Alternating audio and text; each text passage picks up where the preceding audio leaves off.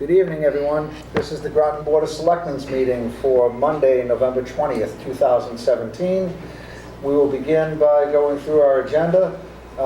We have announcements first, followed by a public comment period at 7:05 p.m., followed by the town manager's report, where he will discuss the Selectmen's agenda schedule, review and consider adopting a proposed free cash policy, consider approving a one-day beer and wine license to the First Parish Church for the Caring Committee cuisine to be held on Saturday, December 2nd, 2017 from 6 to 9 p.m. Then an update at 7:15 p.m. from the Senior Center Building Committee, followed by other business where we will have an update on the Lost Lake Watershed Advisory Committee, disbanding if appropriate, and liaison reports, followed by minutes of the regularly scheduled meeting of October 30th, 2017. And then the last item would be an executive session to discuss the release and the approval of executive session minutes. Mr. Chairman, one change to the agenda after it was posted. The chairman of the Lost Lake Watershed Advisory Committee was not available tonight, so we're going to postpone that until the next meeting. But I had already posted the agenda when it canceled, so I didn't take it off. Fair enough. Thank you. Do any of the selectmen have any announcements? Oh, I have another announcement after the select. How about the town manager goes first? Thank you. First of all, I want to wish everybody happy Thanksgiving. I wanted to announce the town hall hours for the week. As is our tradition, we will be closing at 1 o'clock on Wednesday. And then Thursday, of course, the town hall is closed for the holiday. And then Friday, as we've done for the last 9 years, we close town hall on Friday, and employees take vacation or personal time for that day. So town hall will be closed from Wednesday at 1 until Monday at 8 a.m.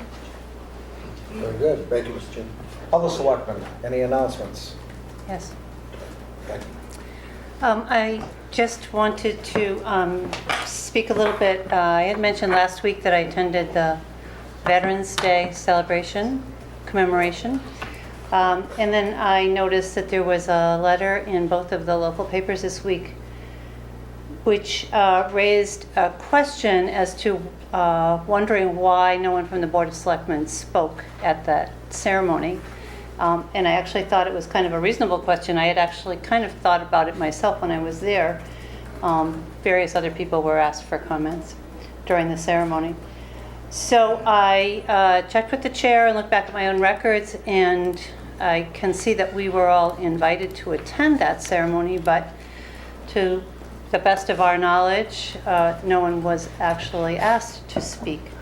So potentially that was an oversight. In any case, I'm quite sure, and I would like to reassure anyone that should the organizers make the request another year, I am quite sure that one of us would be more than willing to speak at a Veterans Day commemoration. I'll just add to that over the last at least 5 years, I don't believe selectmen have been asked to speak as featured speakers at Veterans Day ceremonies. We're always asked to attend, as invited as is anybody, but it's just not something that they typically have selectmen speak at. And certainly the ceremony I heard was well attended. It was well produced, and that in the future, if the selectmen are requested to speak, just like at an Eagle Scout ceremony or anything else, that we get an invitation asking someone from this board to come speak. Certainly, we all respect all of the veterans that have served this country and died in the service of this country. And my father was a World War II vet back in 1942 to 1945. He served over 30 bombing missions over Nazi Germany. And my daughter's boyfriend is a Marine. I respect the veterans, I respect the service of this country, and I respect the individual that wrote the letter in service. But what I don't respect is the disrespect offered to this board for what was a perceived oversight on the individual's behalf.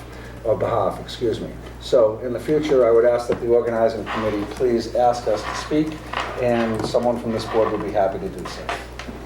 Thank you. I had another announcement if we're off that topic. Sure. Moving to the current holiday this week, Thanksgiving. As I was thinking about it, I just thought I would take this opportunity to say I always feel very grateful to live in this town.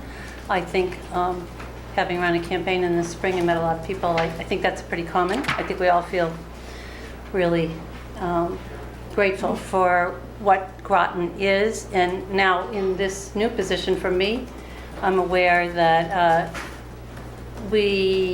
I am personally grateful that we have very dedicated employees working in town hall and in town government. We have a legion of volunteers who are incredibly generous with their time and their expertise in town government and in the schools and in programs for youth in town. And we have a huge number of really wonderful nonprofit organizations, all of whom are adding immensely to the quality of life here. So I'm really grateful for all of that. And I'm particularly grateful to be serving with my fellow board members on this board. You all bring something different that in many cases skills and knowledge that I do not have, and you've all helped me learn how to be a selectman. So thank you. Thank you. Very nice comments, Becky. Anyone else have any comments? Just an announcement. The temple is hoping to open up during this week, but still going through some last-minute details. So if you are expecting to attend services at the temple during this opening ceremonies, please check as best you can to be sure that they are on while they get through this last punch list of items that will allow that to happen. And feel free to reach out to me. I may very well know the status. So before you make a commitment to go over there, check in. That would be the Hindu temple, correct? Correct. Yep. Thank you, Jack. Welcome. Any other comments, announcements? Mr. Lewis? Could you use the microphone, Is sir, this the please? 3-minute period, or is this? This, if it's an announcement, he can have it right now. This is not an announcement. If it's not an announcement, it's not time. This is a bitch. Okay, well, the bitch session's coming, okay, so please sit down. Let's, please watch our language here, Thank you. all parties. Now, seeing no more announcements. Public comment period. Mr. Lewis? First of all, I want to say that I'm not opposed to charity and I'm not opposed to the music venue. But I am deeply opposed to the selectmen's vote to lower that permit fee in a secret or executive session. I don't think that, I think that should have been a public session when that was done.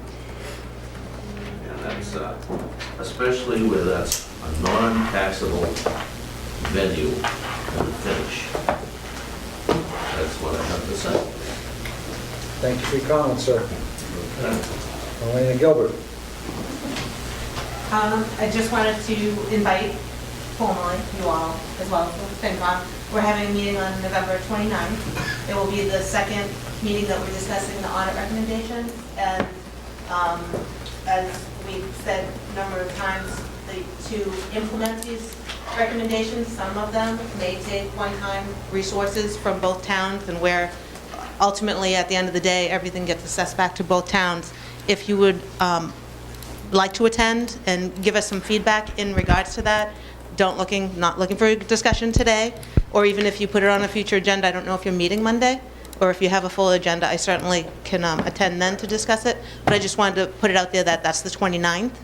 We won't be voting on every single thing. It's impossible to implement every single thing at the same time and be efficient in doing so. So that's one thing. Secondly, since the topic arose on Indian Hill, I did want to let you all know that I think that it was very forward-thinking in regards to decreasing the permit. I think that there's a lot to be benefited in this town, a lot to be benefited within our schools. Indian Hill has reached out to myself as the school chair. We will be meeting with them in regards to how they can actually have a relationship with our schools and our town in regards to many different things, from after-school programs to resources within our school. They've done so much with Air Shirley. They have so many programs with Fitchburg, and now they're in Groton. And the ability to have that for our students will not only help us in a financial manner, but so much further enrichment in our schools for our students, and which they would never receive outside of this particular situation. So I want to commend the Board of Selectmen for seeing that forward thinking. I think it's a beautiful asset to our town. It'll add value in many dimensions beyond a simple permit fee. Thank you.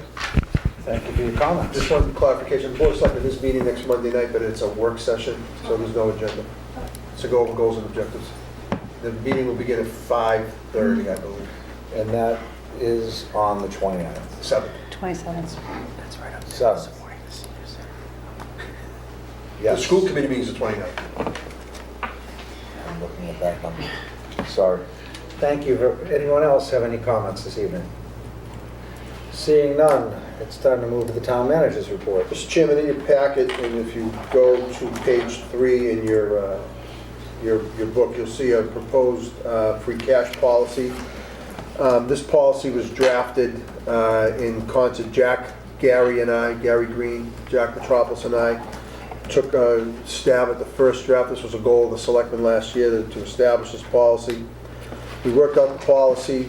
We sent out a draft to everybody. I received comments back from everybody, both on the Finance Committee, the Board of Selectmen, and the Finance team. We reviewed it, we put it together, and then I sent it out for approval. And of course, last Tuesday, the Finance Committee met, and they made a couple of more changes to what I had sent you. So I provided you with a red line version in the packet. I think this is a very thorough policy. I'd like to go through it, Mr. Chairman, if it's okay with you. Please. Basically, as a non-recurring revenue source, spending from the free cash account is allowed for any lawful municipal purpose. However, it should be restricted to paying one-time expenditures, funding capital projects and the like, replenishing reserves. So we're saying we do not use free cash to fund operating expenses. We want to maintain a free cash balance equal to 1% of the annual budget. The amount is in addition to what we have in our stabilization fund. We should strive to maintain a municipal capital stabilization fund balance of 1.5% of the operating budget. The E&D account balance shall be maintained through the use of fiscally responsible revenue projections and departmental spending. The E&D account balance can be expended at the discretion of town meeting, and then we gave some purposes here. As a non-recurring revenue source, spending from the E&D account is allowed for any lawful municipal purpose. One-time capital expenditures, of course. Oh, wait a minute, I'm reading the same thing over again. What happened? We printed the same page twice? Oh, that's weird. I apologize. It should be used to replenish the stabilization fund, replenish and grow the capital stabilization fund, and fund the Groton Dunstable Regional School District's capital stabilization fund. It should pay employee incentive for employee incentives such as health savings account, health reimbursement accounts, and merit increases contingent on the availability of a sufficient E&D. It should fund the annual contribution to our OPEB liability trust fund. It should fund one-time projects proposed by the Board of Selectmen and the Finance Committee, and it can be used to offset the tax rate. I don't know why that got copied in your packet wrong, but here's a copy for us, all board members. I apologize for that. So that's the policy. The Finance Committee, I believe, adopted this as amended last Tuesday. I'd asked the Board of Selectmen to consider adopting this policy tonight and then incorporate it into our overall financial policies. I'd be happy to answer any questions. Board members, questions? I just want to clarify, I thought that the updated version only had 4 items under the anticipated uses. I thought that that was the change that had come out of the FinCom, but I could be. No, this is what the, I'm sorry, my computer's messed up for some reason. I don't have the second page on the screen, but these were the uses. This is what I got from the Finance Committee. The red line version is what I got from the Finance Committee after they met last week. And that's what you have before you.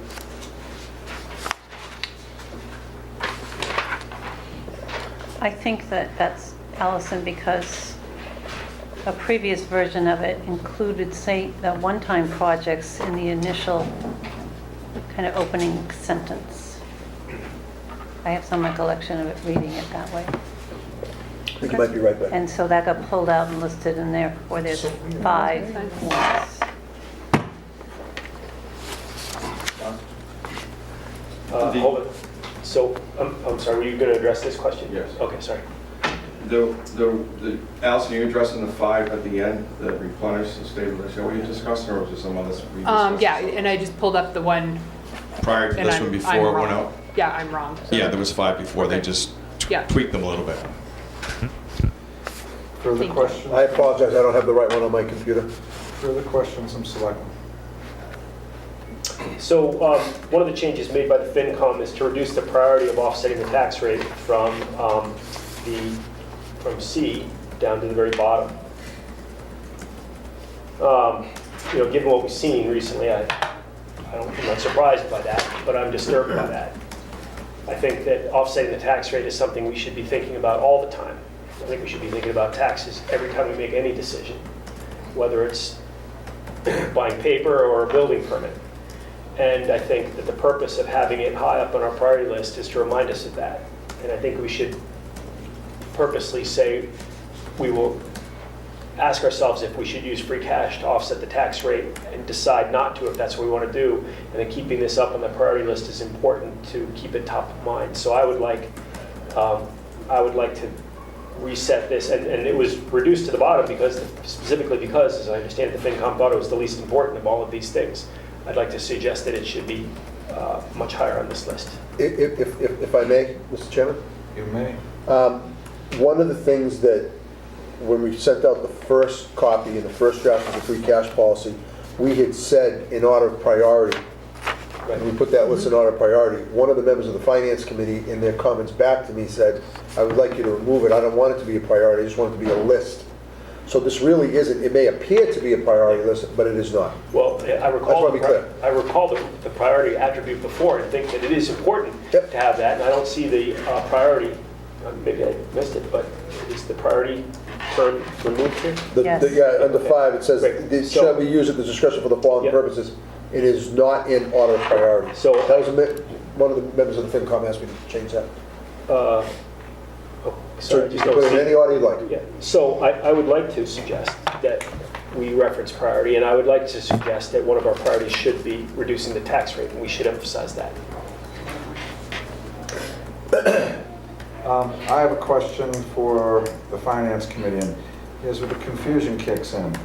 Now that we have a municipal capital stabilization fund for the Groton Dunstable Regional School District, as well as the Groton Regional School District has its own stabilization fund, the reading of this doesn't work.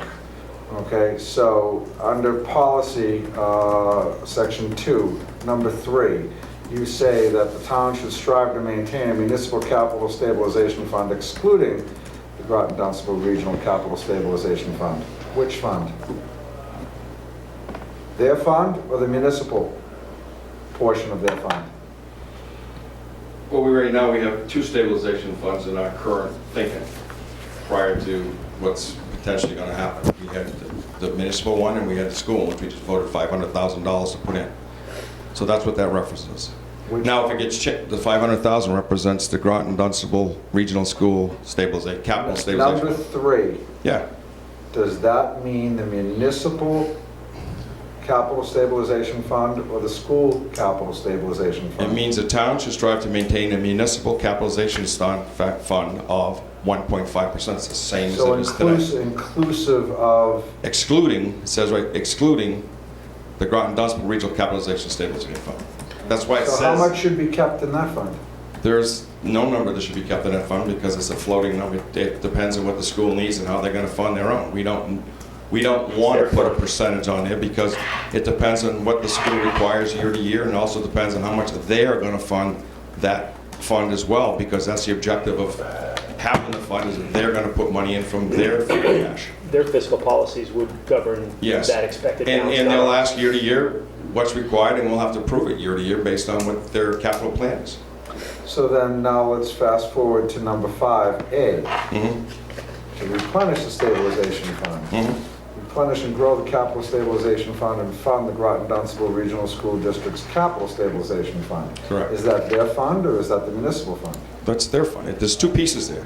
To replenish the state. Right, but I think It's Josh's confusing. question is, there is no mention on this policy of the Groton School Capitalization Fund that we voted to have a couple of weeks ago. And then now, are we just saying that we don't need to have that, so it's going to disappear, or there's no reference to it anyplace in this policy? Both of these 3 and 5 reference two capital stabilization funds. I think that the question here is, we just voted a Groton-only stabilization fund in the municipal budget for the schools, and there's no reference to that fund Right. here in this policy. That's the concern. So we have two It's different just school silent. capitalization funds in our head. What are One the of them, one of them is administered, but is within the school budget, and one of them is within the municipal budget. And it seems like this policy is talking only about the school's stabilization fund budget, which I think is appropriate, but it makes no mention of the municipally administered school stabilization fund. That's what this is. But it doesn't say that. But don't you remember? And we- This is the town's excess and deficiency free Okay. cash. This is the schools, this is the towns. I understand. So if we have some better language for it, then So we have So why don't we just say capital the three? hold on, we have a capital stabilization fund. Actually, we have two on the municipal side now. correct. Okay? Right. And I get that. And what you're doing is you're lumping them into one bag here, I presume. Or No, there's two referenced here. You're missing something. I know, can I make a suggestion? I think we'll You're clarify missing this. something. Let me clarify this. What is it? Under 3, I would recommend to the board that say the town should strive to maintain a municipal capital stabilization fund, excluding the town-created GDR-SD capital stabilization fund, balance at 1.5%. And then under A, 5A, to replenish the stabilization fund, or to replenish the stabilization fund, replenish and grow the capital stabilization fund, and fund the town's created Groton Dunstable Regional School District's capital stabilization fund. That will solve the problem. That will solve the problem in my mind. The school committee, the district capital stabilization fund that Right. they created, It's not ours. that gets funded From through the the operating assessment. budget. From the through the assessment. So, now, you guys can decide to use free cash to do that, but that's a lawful purpose a town meeting can do. So I would suggest you add those words, town created. And And the that only- solves, I think, the problem. Yeah, because I read it as the school one, forgetting that we wouldn't That's right. put And- money directly in that. And this is not being critical of the process. And the more stabilization funds, the easier it's going to be for us to move forward. That was my thing last week. And I can't argue that, but we do need to spell it out better, because there will be confusion between the fund that's under control of the school district and the fund that's under control of the town meeting voters. And I really would like that clarification spelled out. It's fine. So I would offer that amendment. That's what it was meant, but if we need to put that in there, then put it in there to make it more clear. I think that those town created solves the problem. Marlena, did you have a comment? The Groton Dunstable Regional School District Capital Stabilization Fund that is under the control of the school committee, that is a line item within the budget. So I just wanted to be clear in regards to the free cash, where you had said in the policy, and I don't see it anymore out there, but not to be used for operation expenses. Technically, that line item is in our operation budget. It's not in the capital budget. So that is an actual operating expense technically, because it is in the operating budget, just so you know. That's the function of that. It's a line item just like any other line item. It can be 0 or it can be up to 5% of the prior assessment to each town. So that's a technical thing. But the other side of thing is, school committee is establishing our own financial policies specifically for our E&D and specifically for our newly stabilization fund. So we will have, it'll be very similar. I've requested the financial policies from Dunstable. They don't have any, it is very short. We will have these, and we will utilize Groton's legal regulations from DESI, as well as Chapter 70 and 16G and a half, to kind of work our own policies up. They'll incorporate, obviously, the law and some sort of thought process of minimum balance for E&D, minimum balance for stabilization fund for the district. But there's a differential between our E&D and your E&D and the stabilization funds. The stabilization fund for the district will only and can only be used for capital items district-wide for $5,000 or more. So when you're thinking about the two separate stabilization funds, you do have a municipal controlled one that certainly can be used for anything that Groton votes to use it for, but our stabilization fund in the district can only be utilized for district-wide expenses. Just a clarification. I think we can fully understand that. Allison? So can you clarify for me, Marlena, that, so if there were an expense at at Flow Row, for example, that had all Groton residents, that can't be funded from your stabilization account? It's going to be Because it's not contributed district-wide? through the operation budget, basically, so each town is assessed by the district, yes, this district agreement. So money going in is through the district agreement, money going out has to be out through the district agreement as well. So if we assess Groton their percentage by the regulation, we also have to assess Dunstable. And in that case, when we did go forward with this, Dunstable was concerned if they want to do a debt exclusion, they don't want it to go for a debt exclusion and be assessed for this fund in the same year. So we would then not be able to assess Groton without assessing. In other words, we can't assess one or the other, and we can't pay out of it without paying the other. And where they don't have a responsibility for Flow Row, we can't take Dunstable's money, their contributions, and use it towards all of Flow Row. So we won't be assessing you anything that's not district-wide, and you won't be paying out for anything that's not district-wide. And we are going to have, we're working on the policy again, this is not dead, set in stone, but we're working on 2 columns, so the contributions to Dunstable go in this line, but you can't contribute more than Dunstable contributes. Right. So it sounds like on the school side, E&D would remain the only option to Yes. accrue funds toward a project at Flow Row. Exactly, which is why in my vision, the R&D expense for me at the healthy level would not go below 4%. And then hypothetically, our cap stabilization fund, looking over the 5-year average and maybe possible technology needs in the future, I'd be saying like 1.5%, 2%. I don't feel comfortable with 1% in the stabilization fund. The reason being is if something goes awry and one town can't pay for whatever capital expenses, we won't have the money in our own stabilization fund to pay for both portions. So we can't, if Groton has the money and they want to pay for it and Dunstable doesn't this year, then our options are going to be, we use our stabilization fund to pay for both portions. We get into a situation where we're in a debt exclusions fail sometimes. Now we're looking at what, district town meeting? Well, we could avoid that with the stabilization fund. It's very complicated because we have 2 member towns. And we have 2 member towns with very different, unique financial methodologies. What would you like to see your stabilization fund balance be at?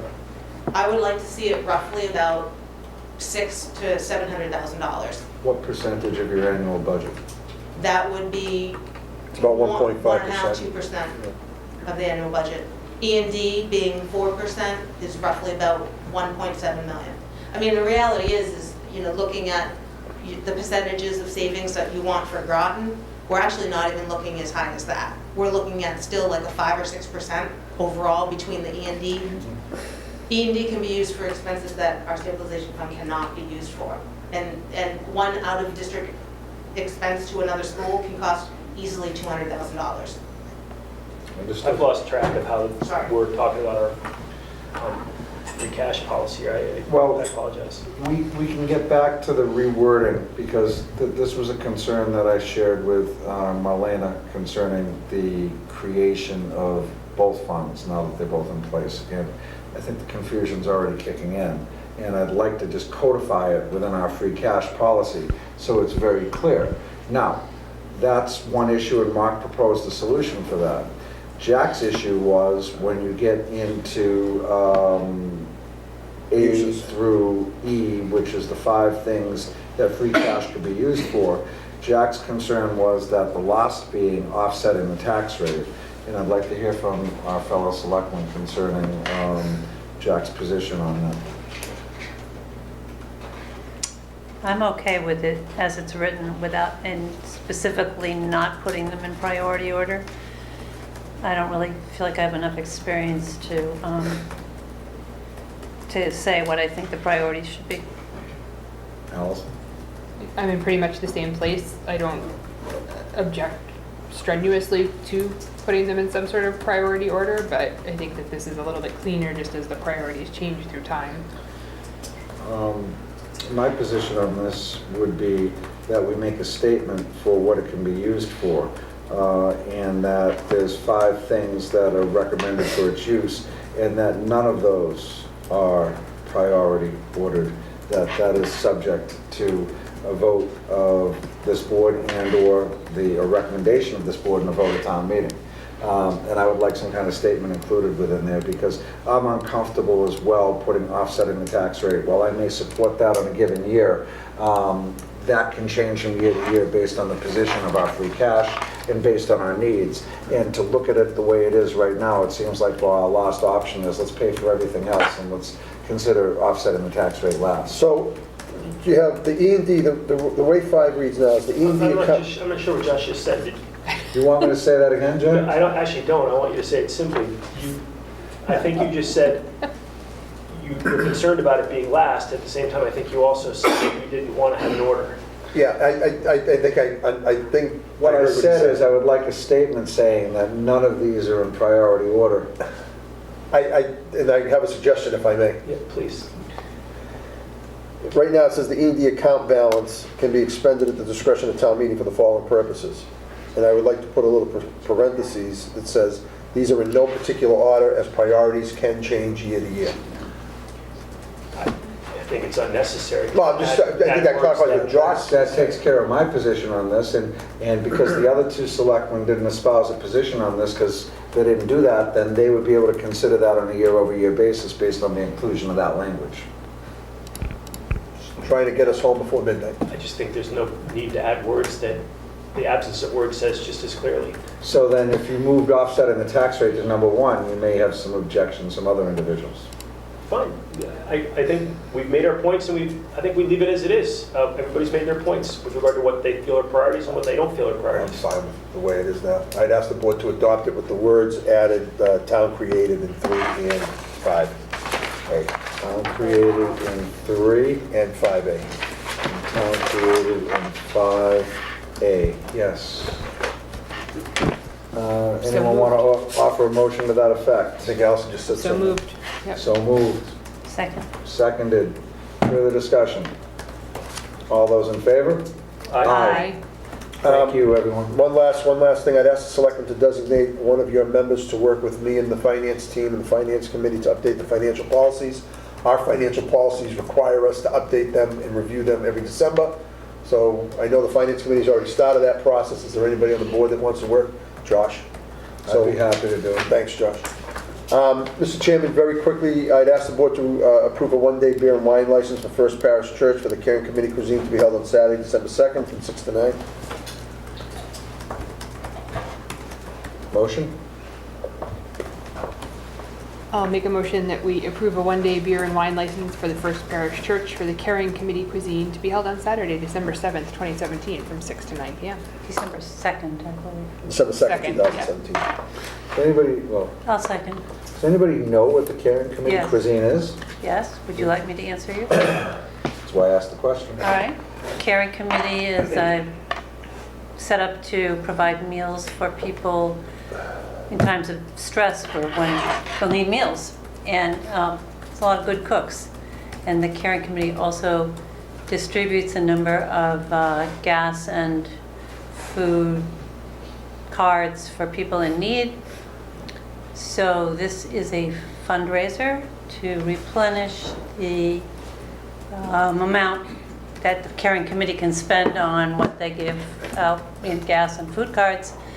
And the food is the same food that people prepare as they bring to other people. It's a potluck, and all those good cooks are going to be cooking something for this meal. Well, I think it's a great idea. It's a very successful. I have benefited on several occasions from having meals brought to me when I was incapacitated, and It's something that people do generously, and it's important work. Great, thank you for the explanation. Mr. Chairman, Wait a second, a motion's been made and seconded. All in favor? Hi. Aye. Sorry about that. No, I apologize, I thought you had voted. Mr. Chairman, Peter Cunningham, Chairman of the Senior Center Building Committee, John Amaral, Kathy Schulp, is anybody else here from the committee are here tonight? I'd ask Peter to come up to the table. John, Kathy, if you want to come up, they're going to give you an update on where things stand with the senior center. Great.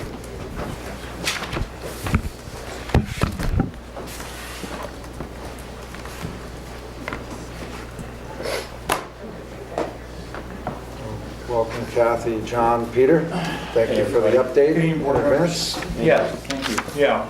Well, we've been meeting for some time now, for a couple of months. We've been holding meetings and meeting with the architect, with the OPM, looking at the current center, looking at the program, looking at additional information that we've developed in the past, and also information that our project manager and architect has brought forward in terms of the site, the building, and how best to, work with things.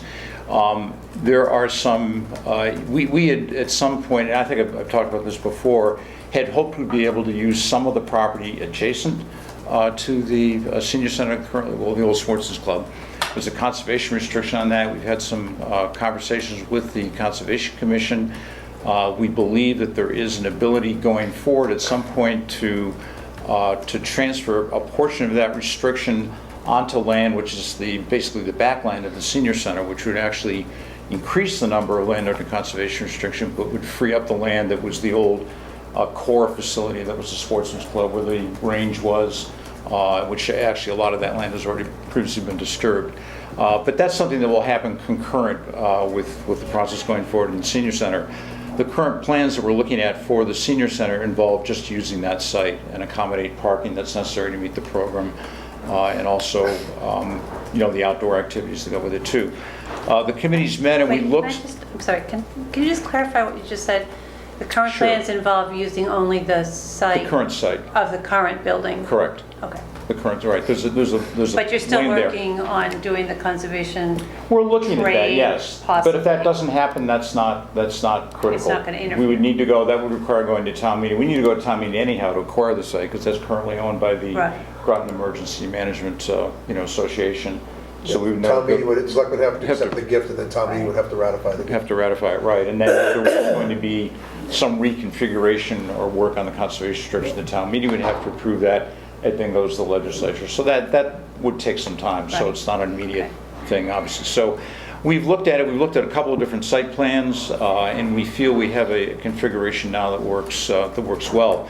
One of the issues that we needed to get beyond, I think, going forward, was to look at what made the most sense for the building, for the program, vis-a-vis trying to add or renovate the current structure or to go forward with a new building.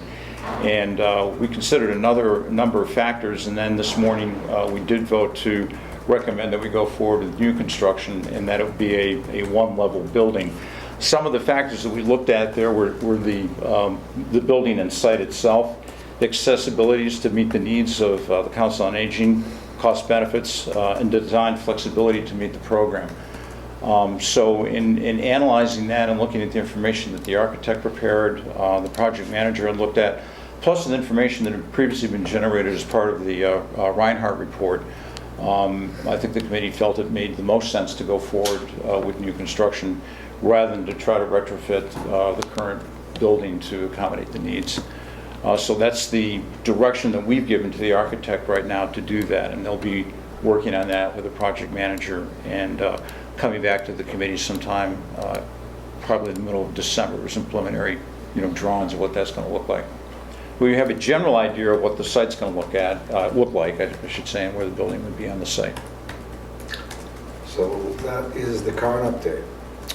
Yeah, that's the big picture of the current update. And But we'd with- be happy to answer questions. Well, I'll go down the board first. Sure. Allison, begin with you.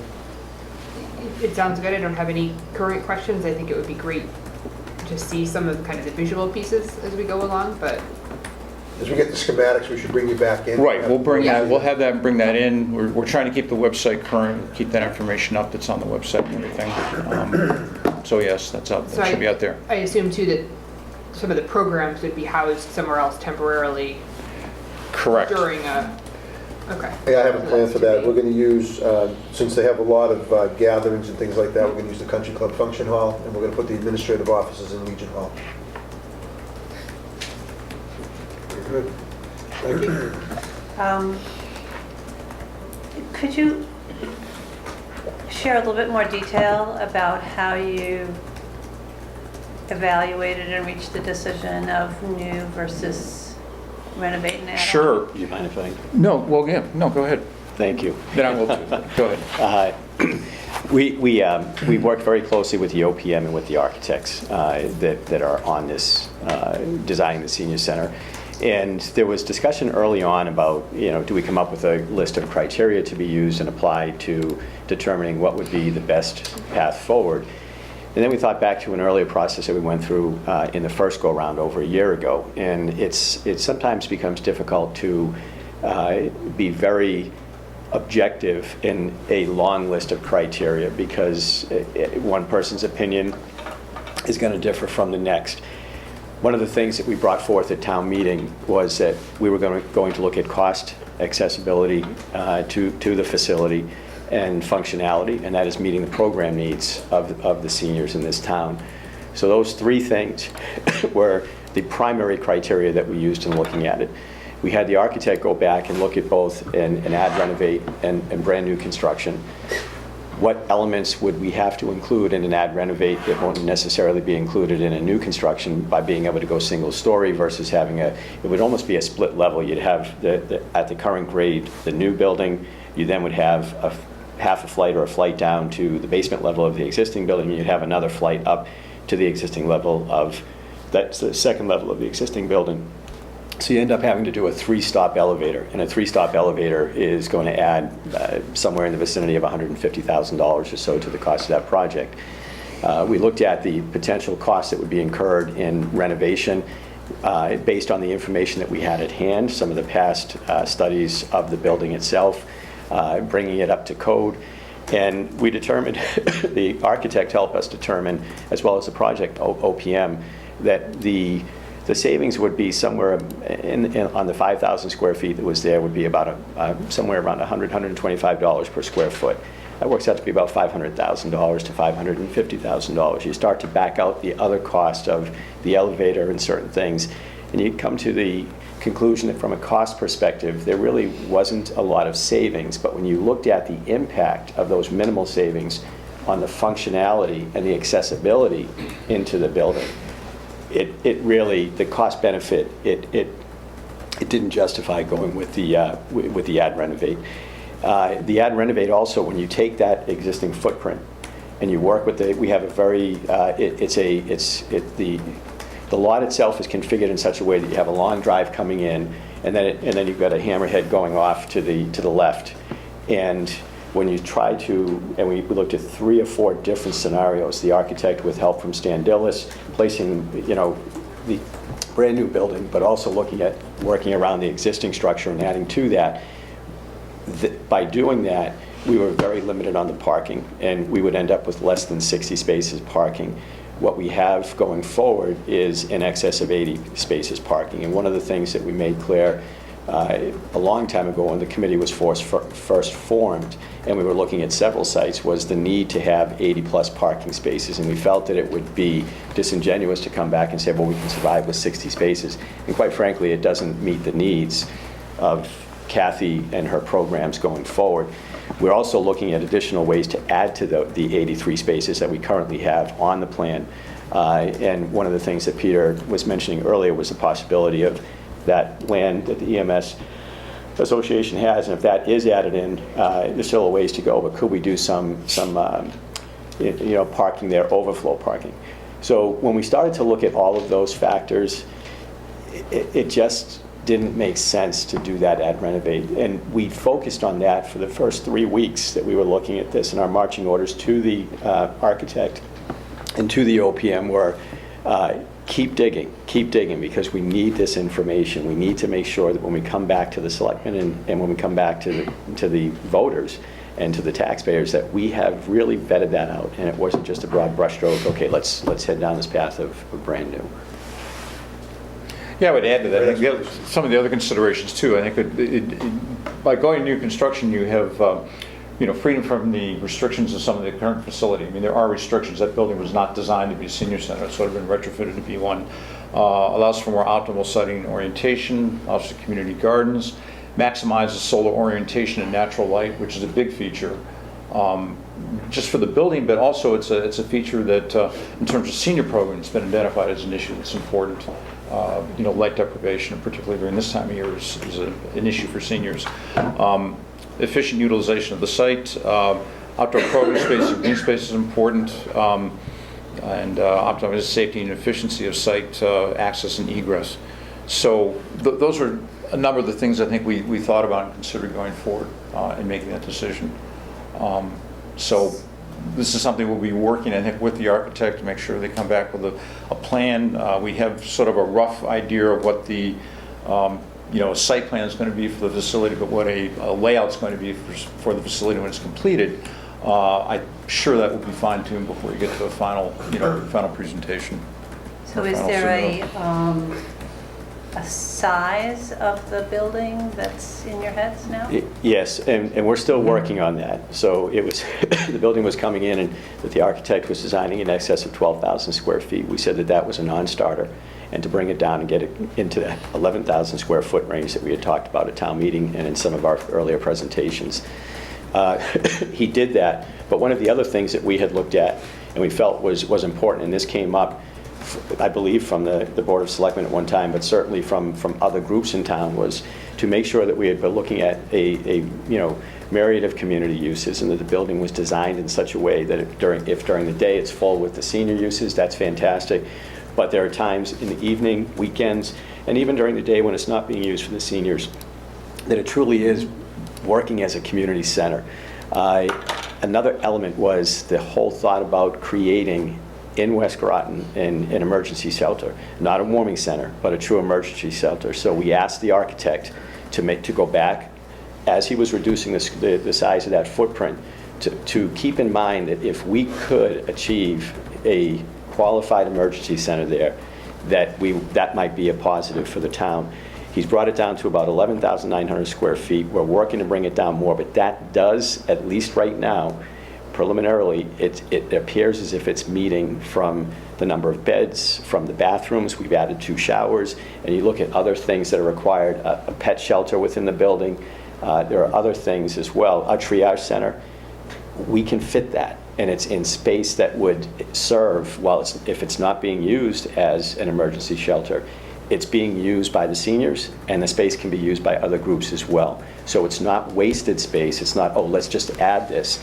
It's really making that space multifunctional. Does adding that emergency shelter capacity bring the potential of funding from other sources? That is something that we have on the agenda for to be looked into, and the architect, and we're also going to be at our next meeting. We're inviting Steele, Public safety, the fire chief and the police chief to join us at that meeting, and this is one of the things that's on our agenda. Because I guess I'm assuming that adding that capacity also adds some cost.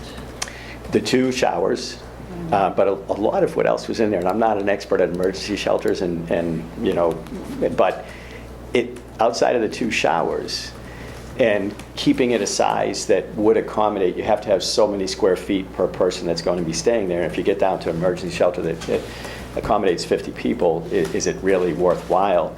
And having something on that side of town, there was discussion that the high school serves in some way, shape, or form as an emergency shelter today, and that perhaps the Lost Lake Fire Station does some of that.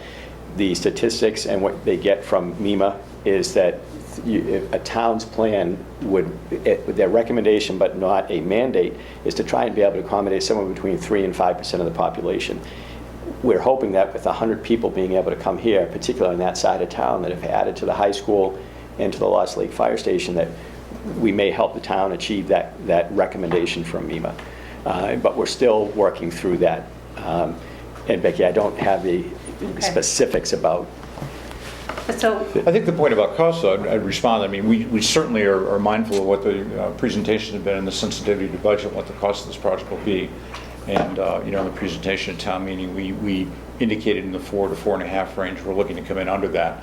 So we're certainly mindful of that in terms of the planning going forward. So you said 12,000 square feet was a non-starter, so it's down to 11,900? He was at about 12,400, and he was able to take off about 500 square feet. We'd like to bring it down even lower than that, so our work isn't done. But again, we're also trying to balance those other needs of the Right. community. Wasn't one of the programmatic needs sold as 9 to 11,000 square feet at town meeting? That's the range that That we was the put range forth we at town presented, meeting. correct. And we take very Right. seriously, what we put out there. Like to see and it that's- get underneath the maximum range. Right, we'll, this is a conversation I think we need to have going forward, because we need to look at that. We also need to look at that number as it relates to budget too.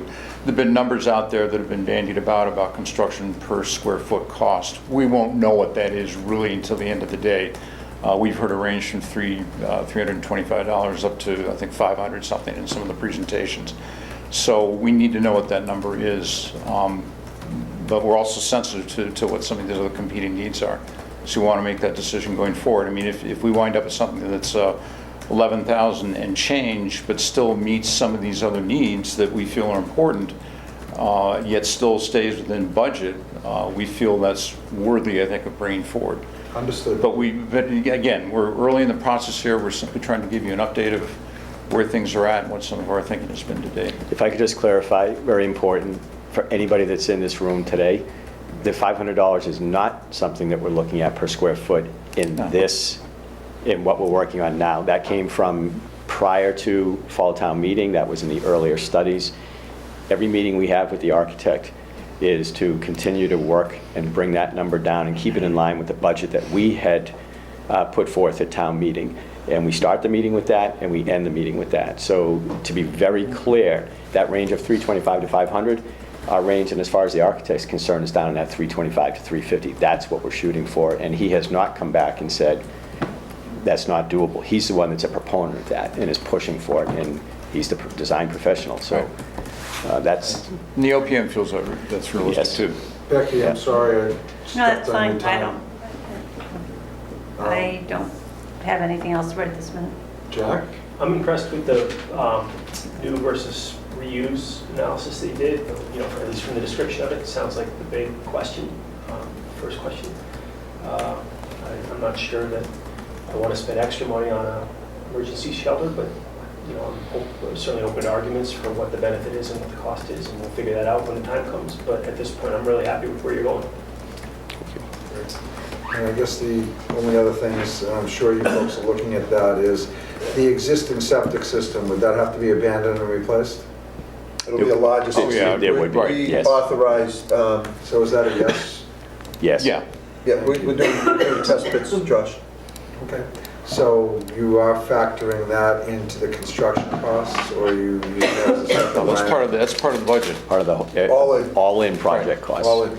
Yeah. And, obviously, if you are considering using this as an emergency shelter, the parking is going to really be important. So really taking a look at doing a transfer of conservation restricted land is something you really should pursue, because I think the additional parking is going to be very important. Yeah, we agree wholeheartedly. In fact, we have a meeting on December 8th with Fisheries and Wildlife down in Westboro. We're having a Talk about national some things. heritage field trip. Right. Certainly, I'm looking forward to you've made some great strides in terms of your planning and your analysis on this, and I think that's very important for everybody to have heard, so appreciate the... We'll have an evaluation matrix form available to share with you, shortly within the next few weeks. So that'll be up there to give you more information beyond the website. Excellent. I'm sorry. No, When you reference the website, it's the Senior Center Building Committee on the Town of Groton website? Yes. Correct. Most of our documents should be housed there. We're working to get some of them back up there. Okay. Josh? Yeah, I was Wait, going to go to the had one. public in a moment, okay? I had another question, was going back to you talked about solar orientation, which is great and really important. Is solar panels a possibility on this building? It's It's not something we're looking at right now. We've had some discussion with the architect about that. I can speak from my own experience that it's hard to justify those numbers today. We're not looking to be LEED certified, although we are certainly looking to incorporate elements of LEED certification when possible. But the orientation is more from a standpoint of everything from utilities and not spending as much on those to where folks will be walking and making sure that that sun is going to be hitting Right. and doing ice melt and other things for the garden and bringing the maximum amount of light into the building itself. But Right. we haven't ruled it out, but the architect even wasn't. Well, I think passive solar is something we're looking at, and one of the features, actually, the architect wants to employ they're called light tubes that you put up in the Yes. ceiling, and they bring the natural light down into the building, so that's something that may I find its have- way into the final design. Yes, a family member has those and they're very effective. Yeah. I've noticed. Yeah, solar panels are really expensive upfront costs. I have personal experience. However, I'm not sure what for municipal property, what the rules are about the incentive. Yes, solar credits. They're much more favorable for commercial buildings, we found out in our family, because we're part of a commercial building and a residential, and they both have solar panels, and the payback is faster on the commercial building. Might be worth finding that out at some point, what it is on. I think a lot of it relates to town. the structure of the solar, the SREC credits that are available right now, and I'm not sure what the And they are changing. current environment is so, for that. I yeah. know the current administration's, we might actually be burning clean coal out there, Oh, the new senior There's center, no so. such thing. I think, do I have a question? Yes, Bud, on that note. No, don't burn coal. Last time the FinCom discussed this, there was confusion, and I'm still confused. So 1 of 7 still confused. But there was confusion on what the real cost of renovation versus new, i.e. we knew that there'd be expenses that would have to go to rehab the building to get up to code. That was going to be some $1 million or whatever the number was.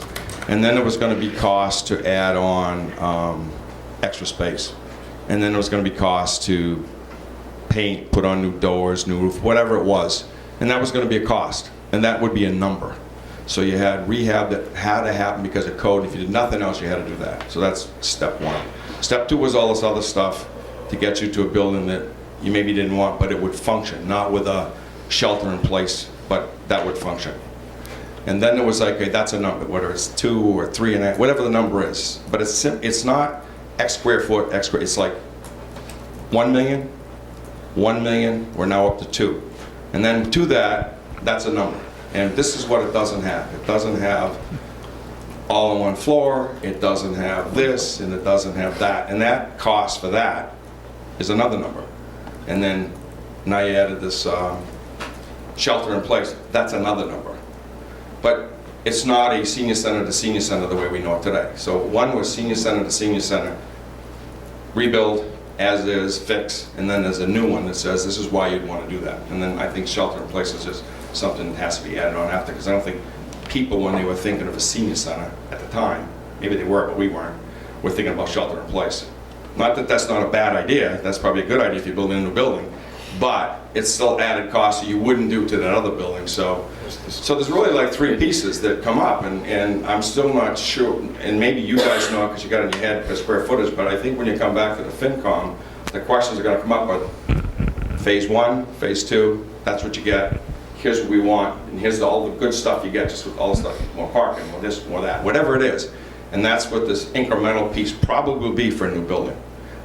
And there's probably, and here's why you would do it. And then they got another one after that's a shelter in place, and you're already building a new building. It makes no sense not to do something different. So when you put the numbers together, the way we were looking at it was trying to figure out what, and I think a lot of townspeople were asking, well, let's just rehab it. And that's going to cost, I don't think anyone knew what the number was. And if you don't rehab it, it's a new building, here's all the good stuff you get that we need for the future, because this is going to be potentially an old building that's got some stuff in it, but it's not new, it's not going to last for probably 30 years or whatever new buildings last for, with all the right stuff put out and all the other parking you need. So I think if you can put it simple terms with those 3 phases, it would certainly help out the FinCom trying to understand the building not $200 square foot versus 3 versus 5. That's nice numbers, but what does it really mean when you pop the numbers down and you get the big numbers that, my guess is going to be cost more for a new building, not less, but it's going to be probably worth it because of all the new stuff you're going to get that you can't do with an old building. And that's going to be the cost the town's going to have to say, okay, I'm willing to pay that versus taking all those old things and just throwing paint on them. Plus the elevator and all the other stuff you got to do. Josh, do we have time that I can address real quickly just a couple of those comments? Because it's important and I think it's real important, and the answer is yes, but not just to satisfy the FinCom, but when you ultimately come back with a design and show up at town meeting, and folks may well have the same questions that Bud brought up, that to put together a matrix of what Bud's looking for or asking for will be very useful for the town meeting voters. So yes, please try and quickly address. There's three things that Bud mentioned there, and the first one is there was a study done, and there were real numbers put to, and estimators from Macmillan actually went out and looked at the cost of bringing that building up to code. So number one out of the three is it was not about $980,000. That was not for improvements to make it, cosmetic improvements and things of that nature, or to make it more functional for the programs of seniors. That was to bring the building to code by today's standards. So it'd still be 5,000 square foot building. 5,000 square foot building. After you spent over $1 million. No other work done to it to make that a part of a larger building and do an ad renovate. That was simply to bring the existing building up to code, if nothing else were being done. The same Macmillan report indicated that it could be anywhere up to $1 million to make the program changes that would be necessary, and the modifications and new construction on the existing 5,000 square feet to get it to a point where it meets the seniors' needs and the programs that the COA has brought forward. So if that's all we did, you're looking at somewhere between $1.8 million and $2 million, close to $2 million, to have a 5,000 square foot building, 2-story, add an elevator to it, no new construction. I want to be real careful that on the emergency shelter, again, the only thing the architect, and this was just today that we had this meeting, put on the plan that looked as if it was an added cost was the showers, and that everything else that had been designed in the size of the rooms, the number of beds, you go down the checklist that MEMA requires in order to be called an emergency shelter. Again, the triage area, the pet area, those types of things. Those rooms were already there. Now, when we meet with the chief of police and the fire chief, will they say, well, now you need to add this other level of finish to it or utilities or something? It does require a generator, but our plan is calling for a generator anyway for the center, and there is one there. So that's not an added expense. So I think for right now, we look at that as a separate, and we certainly will come back with a delineation of cost to add that to it. So what we will present to the selectmen and as well as a town meeting, we won't be coming to the meetings with, here are the actual numbers to do an add renovate, because in order to do that, we'd have to spend another $400,000 to go out and have an architect do that same thing that he will now be doing for the new building that is being designed. And we're having construction drawings done, and we're going out for competitive bidding. But hopefully that helps, Bud, and hopefully that helps the selectmen as well. But the third part you just mentioned is the one I think you got the first two are good, 1 million and 1 million, not the two. But it's only 5,000 square foot building. So you're going to build a 10,000 square foot building, so somebody should have a ballpark number what it costs to build that extra 5,000 square feet if you just dumped it on the existing building. Maybe it's another $1 million. I don't know. Mm-hmm. It's not. That shouldn't be a difficult number because it's all new space. Yeah. And then from that's a number. And then you got a new building, and that's another number. So those are your three numbers. Then you can always add on the bathrooms or whatever extra. So that's a simple number that I'm looking for that they can look at and say, I get it. That's all. I think we can provide the number. I think it'll be, like you said, I think it'll be a simple number. But we can't task the architect with doing two concurrent activities. I mean, we're going to run into spending more money doing that. We've already spent, in fact, the town has already spent, the Reinhardt report cost the town, what, $45,000. There is some good information in there in terms of the assessment and the analysis they did on the add renovate versus new construction. So I would encourage people to, revisit that report and look at that and look at that information to get a better handle on that. Great, thank you. Allison, and then we'll go to Marlena. Yeah, I just want to reiterate again, and it's probably my personal hang-up because I'm such a visual person, and I'm on the website, I can't find any of this. And for me anyway, it would be so helpful to have something to kind of look at. I hear what you're saying. Obviously, you guys have a ton of information. It all makes sense as it washes over me. I think some of the... Personally, I just can't retain Yeah, it. the Reinhardt report was on the website. It's not on the website anymore. It's Right. going to be back up shortly. That was unfortunate it came off. But it should be up there because there is some good information in there on that particular issue. We have additional information. In fact, our project manager right now is comprising, they do the minutes of the meeting. There's a lot of information. There's some site renderings that have already gone out. Those will be up on the website and available for people to look at. So for people that, need that visual information, that'll be there. They're still in draft form, so all the matrix, these are things that are they just need to be tightened up and put together in form. They were just finished today. So that's why they're not up there yet. And that, it makes total sense. Right here, I see there's one that says Reinhardt report, and when you click on it, it's a 15-page document. about Yeah, the that's not the restaurant. complete report. That was No, that was taken yeah. off the website. I really am trying to follow along. I think it's so important that we also are working with current information. Yes, there will be some look back to the Reinhardt, but the current information that will be included there, Allison, and I'm not sure exactly how that gets handled between our committee, the COA, and the IT here at the town hall, but you'll see a floor plan on there that's been vetted and worked on with the OPM and the architect. You'll see a site plan. We should put up there the three or four versions of the site plan as we look to, locate that building in different areas, as well as working around that add renovate. So these are all things that today was a very, we accomplished a lot today. It was a culmination of work over the past month, and a lot of decisions were made. So Kathy or Peter, do you know how this information gets put over to Mike over in IT and then it gets posted? Is that going to be sometime? Yes, we do. Melissa today to get it to me so we can get it put up. Great. Right. So. Yeah. Very good, thank you. Marlena? I just wanted to ask the Board of Selectmen and even, taxpayers to think about and consider what we're investing in. We're investing in a senior center, and we're talking about the difference in the square feet. I was at the COA meeting today that they had, so I had the privilege of seeing the drawings that they had, and seeing the drawings and hearing where the different programs would take place, the various different usage of this building is very enlightening. And I think that to just think about it as a matter of, X amount of square feet could be very short-sighted without actually getting down and dirty into the details on that and the scope. The reason why I say that is I don't think that taxpayers should be making decisions on funding certain things in isolation. There's other things in our town going on. The audit itself for the municipal points up the country club. Make some serious investments or decide what you're going to do with it. But it can't be just, shaken out there in the wind. It's come a long way, but we got to decide.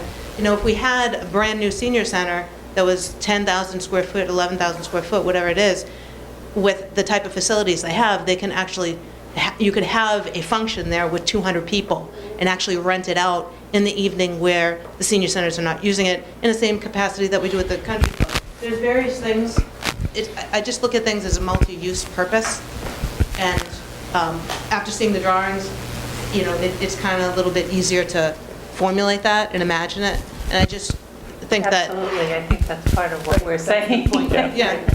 Well, the meeting was posted. I understand they're posted, but, and that's great that you got to attend today. And certainly I applaud, the committee for the work and working with the OPM, working with the architects and whatnot. I would ask, though, that Mark inform the selectmen of all future meetings, so we don't have to necessarily take the time to look on the website, not that we can't do it, but it certainly would be nice to know what your schedule is going to be of meetings, so we could... Yeah, I actually made a note to myself today to do that as chairman, going forward, to copy you on our meeting notices. Our next meeting is going to be on the 21st of December. That's a Thursday at 7:30 in the morning here in this building, in this room, in fact. And by then you should have more information. We should, definitely have more information. The architect, the OPM will be there, and we'll be looking at some further, I think, renderings of the plan going forward. So thank you on that. Mr. Lewis. Yeah. I have a couple things just to add to it. I don't know if the committee has decided a lot of this stuff. But you know, that present site is only accessible with one bridge, one Groton bridge to the rest of the town.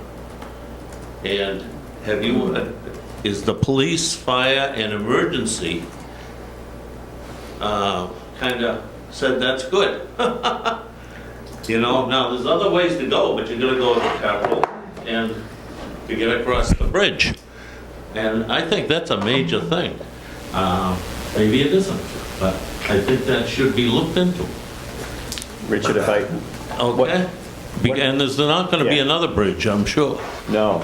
And in fact, that was one of the reasons why the chief of police and the fire chief both supported that location. And so they felt that if that bridge were not passable, Right. that it wasn't that people in Groton, this side of the bridge, would have a problem accessing public spaces. Right. It was a problem for the residents of West Groton, Right. and that they wouldn't have any place to go. Well, now they It's would. come see, come And it side. spreads it Yeah. around. So they actually supported it. Specifically, that was one of the reasons that they stated that they were in support of that location. Okay, well, I just aware of. Oh, we're aware of it. You know, good. But we've had floods, we Yeah. understand it, and public safety understands that too. Well, while we're talking about it, you know, has anybody ever looked at the country clubs? There's a lot of space All up right, the there. decision, Mr. Lewis, I'm going to cut that off Yeah, right there. The okay. decision was made by the town meeting voters to fund the Okay. architect to look at this specific site. Okay, okay. And while I understand your sentiments on that, Yeah. we're moving forward on that location. Okay,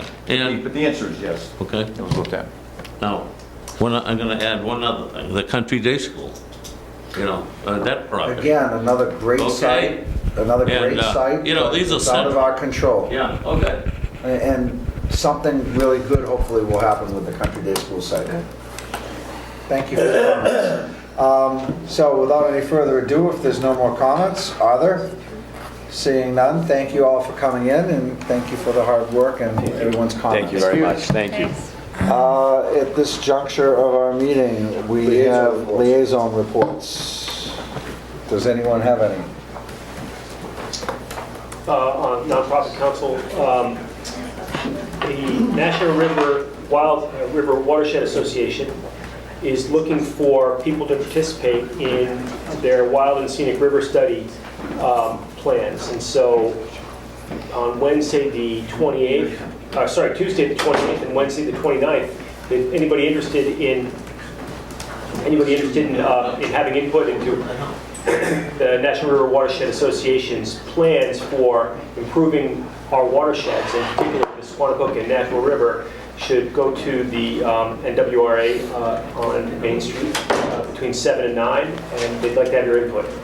AM or PM? PM, sorry. And then I also just wanted to note, I got some questions about the Groton School's purchase of a large piece of land here in town. Do you recall the name of that land, Mark? I don't, Jack, I'm I sorry. forget it. It's about 66 acres off of Main Street. Farmers Row. Gunderson? Yeah, and, pardon me? Was it Gunderson? Gunderson? It might well be it, yeah. And I was asked about, what does that do to our tax rolls? And I just kind of note from the Groton School, as a matter of fact, they have paid the property tax on that and intend to continue paying the property tax on that property, even though they're not developing it for housing. That's consistent with all the private schools' Lawrence agreements Academy does that. to continue to make good on property taxes for lands that they purchase. So, And I think that's great. That's something that was negotiated a number of years ago, that any additional acquisition by the private schools would continue to pay the value of the land and any houses that were on it in terms of taxes. And I applaud the schools for doing that, as they are not compelled to do so, but it's a great decision. In addition, I think it's very worthy of noting that the Groton School just paid their annual pilot payment to the town of Groton at the tune of, correct me if I'm wrong, $113,000. And we thank them for their participation in helping to meet the needs of the community that we share together. They continue to increase it by 2.5% every year. That's great, and thank you to both private schools. something completely slipped my mind. Actually, didn't slip my mind. From the Affordable Housing Trust, we have not met in a number of months in regular session or executive session. And there's been a lot of talk about the loan that the Affordable Housing Trust and the taxpayers made to the developer. And for the record, I want to get it clear, it was not a loan, it was an investment. And obviously, it was a really bad one. And we are going to continue to try to work to recover some of the funds, or hopefully all of them, and we will keep you updated. But again, not a loan, an investment. So, moving on, any other liaison reports? Seeing none, we have in our packet in the computer, actually on our agenda, we have a regularly scheduled meeting set of minutes on October 30th. However, in our packet, we also have a set from September 25th. So, it's a technical question. Because it is not on the agenda, we can? They are minutes. Yep, you can approve them. I had a question as to Why not just bring them forward to our next meeting, unless there's something compelling? Well, my question is, why did it take so long for the open session of September 25th to come to us? I can't answer that. Was there some reason? Because, I mean, we've I thought you approved, already approved them. Why are they in the packet? no, I don't think we have already Really? approved them. I have no idea. All I know is that insomuch it was not listed on our agenda, I would ask that we just hold off on them. In the interim, Dawn can look to see if we did approve them already, and somehow they just ended up in this packet. But we do have a set of minutes from October 30th, 2017, that is regular session that is worthy of consideration for approval. Wait, So there's also executive that's session on the separate. 25th. That is under executive session, specifically at the conclusion of regular session to discuss the approval of those minutes. Correct. So I move that we approve I'm sorry. Oh, you're right. Okay. the regular scheduled meeting minutes of October 30th, 2017. Wait, are they in this package? They are. Very end. The end Are they of the the packet, very as last? far as you can go, you Oh, yeah. would find them. No, I'm still finding October 17th. Oh, okay, there they are. Yep. Oh, those September 25th minutes, were those done by the Finance Committee, not by you? No, they were done by me. Oh. There were two sets of minutes from that. There was a regular session and an executive session. And I'm just wondering if some confusion occurred, and the regular session may have already been approved, but not the executive. So you might want to just look into that. But we are looking at October 30th regular session minutes at the moment. Motion made. Second. And seconded. Further discussion. All those in favor? Aye. Aye. Josh, you were absent. You are There's no correct. requirement that you have to absorb your... I'm gonna remove my eye and abstain. Thank you, Jack. It's hard to approve something I didn't hear. Unless, of course, I was somewhere else.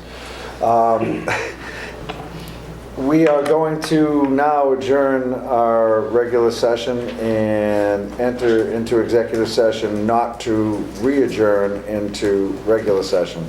So I will declare the regular session adjourned. Would someone like to offer a motion to enter executive session? And not to return to open session. That's correct. Can I ask you a question? You may.